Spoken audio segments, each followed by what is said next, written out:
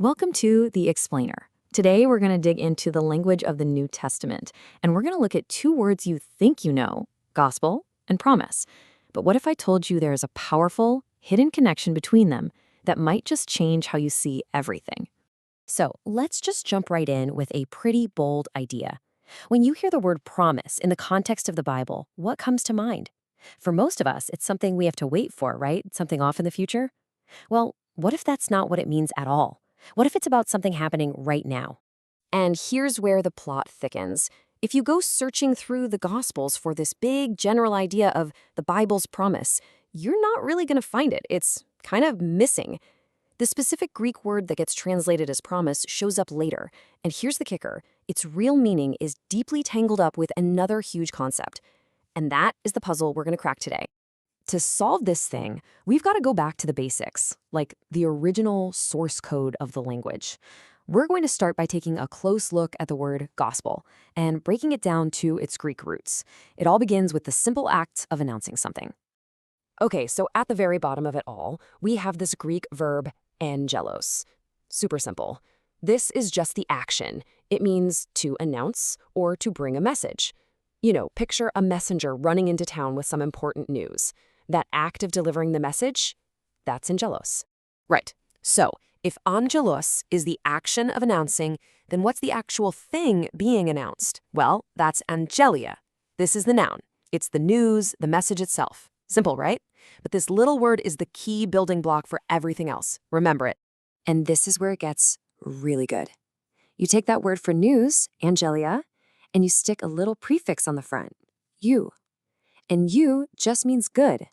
So what do you get when you put them together? You plus angelia equals euangelion, the good news, the gospel.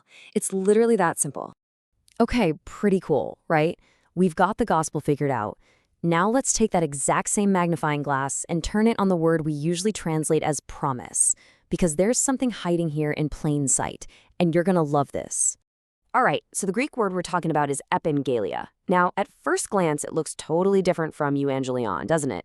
It seems like a completely separate idea, but it's not. The secret is in how the word is actually built. Let's just pull it apart. Epaggelia. It's made of two pieces.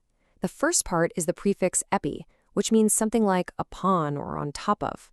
And the second part, wait for it, is angelia. Yes, the exact same word for news that we just saw in the word gospel. Are you seeing it now? And that, right there, is the whole game changer. Epaggelia doesn't just mean promise in the sense of something you wait for. The word itself, its very DNA means news upon news. It's a connected message. It's an announcement that comes on top of another announcement that you've already heard. Okay, so this is the moment where all just clicks into place. Let's put these two words right next to each other and just see what happens. The connection is absolutely incredible. Just look at that.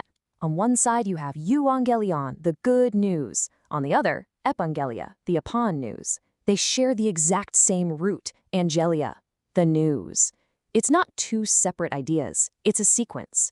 The gospel is the first message, and the promise is the message that's built right on top of it. And look, this isn't just some clever word game. The Bible itself lays it out just like this. Check out this verse from Ephesians. It says, "First you heard the word of truth, the gospel, the Euaggelion.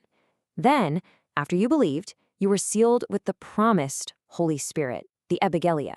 See the order? Gospel first, then the connected news. It's a direct flow. So this just flips our whole understanding on its head, doesn't it? The promise isn't some far-off event we're just sitting around waiting for. No, it's the immediate, active, connecting message that takes the good news of the gospel and plugs it directly into the believer's life, right now. So what's the takeaway here? What does this mean for you and me? Well, this connection between the words isn't just academic. It points to something incredibly personal, something truly life-changing. This verse from Galatians really nails it. It says, if you belong to Christ, you're an heir according to the promise, according to the Epaggelia. See, being an heir isn't about waiting for an inheritance someday. It's a present tense reality. Your identity right now is defined by that news upon the news that flows directly from being connected to Christ. And what this does is it shifts our whole posture. It moves us away from passively waiting for something to happen and toward actively participating in this living, breathing message that started the moment we heard the gospel. It's a total change in perspective. So maybe the simplest way to put it is like this. The gospel, the Euaggelion, is Christ. When that good news connects with you, when you believe it, it doesn't just stay as the gospel, something outside of you. It becomes your story, your connected message. In a very real sense, it becomes my gospel. And that really leaves us with one final thought to chew on. If the promise isn't something to wait for, but is instead the news upon the news, the living message that flows from the gospel directly into your life, then what is your connected news? What does that message look like for you, right here, right now?